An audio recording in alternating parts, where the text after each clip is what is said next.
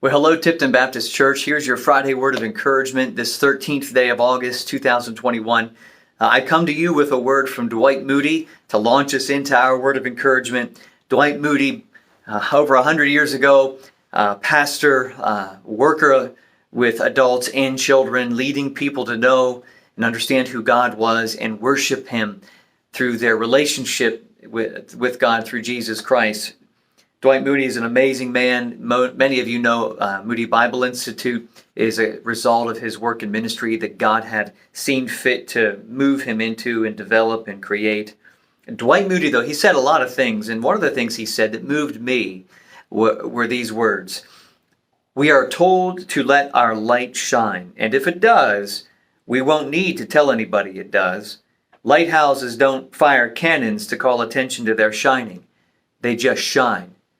Whenever I hear these words from Moody, reading about him and understanding his life and the boldness that he had, strengthened by God and the Spirit of God in him to be a light, it takes me to all of the references and to the metaphors used in Scripture about God being light and the reality of him actually being light.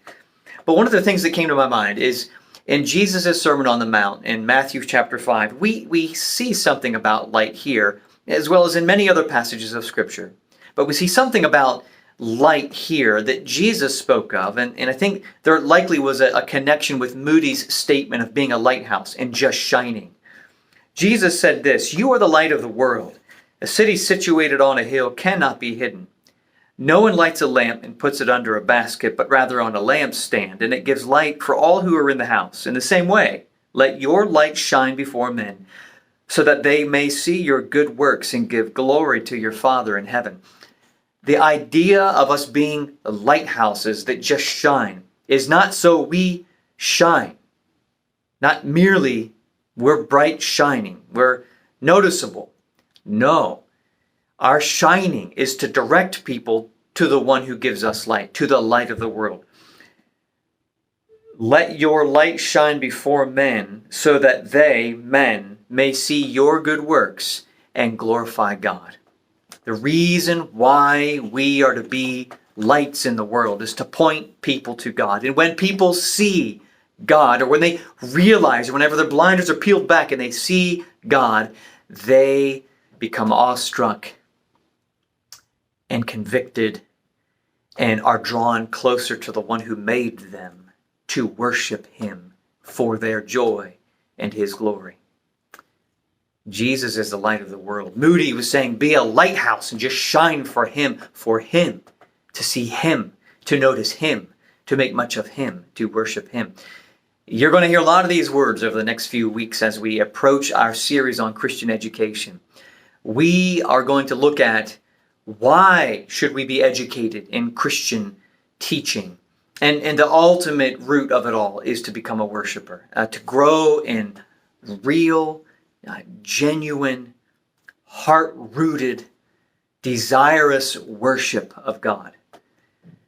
And when Moody would have written those words, and when we read those words all these years later, and when we hear the words of Jesus thousands of years after He spoke them about being the light of the world, everything about these statements and these thoughts that we think about and ponder, and these quotes that we hear and read, all of them point to God. And if we stop of all the running and the craziness that we're in the midst of in this world, worries and news, CNN and ABC and Fox and all the other news agencies that don't get it right and point you and us at the wrong thing, with all the busyness, if we stop and hear words of smart dead guys like D.L. Moody and wise God men like Jesus, when we stop and listen and think and ponder these words, it helps us see God too. And when we're slowing down enough to see Him, He becomes for us what He's always been, and we've been too busy to acknowledge, and that is amazing, worthy of our time and pursuit, worthy to become our greatest treasure. If where our treasure is, our heart is also, then our heart is going to show the root of what our love is, and our pursuits reveal what our love is. Christians, for us to be lighthouses that just shine, our love has to be Jesus. And that's not something we can do on our own. That's something God has promised to do as we grow to know him more. Here's the root of why Christian education matters. So let me encourage you with this Friday word of encouragement. Get into Matthew 5 and read that little segment of salt and light. Think about it.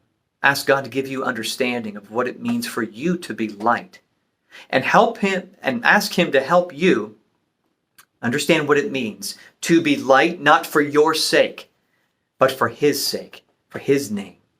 And ask him to help you realize that if you are a light of the world for Jesus, that it is for your joy, because that is what you were made for. And when you are happy in God, you glorify him the most. These are ideas that aren't mine. These are ideas of way smarter people than me, like Richard Baxter and Jonathan Edwards, men like Moody and John Wesley. We're going to hear some more in the weeks ahead from these smart people who have written great things and quoted great things about Jesus and from Jesus. I encourage you to hear and to get in some of these old authors as well.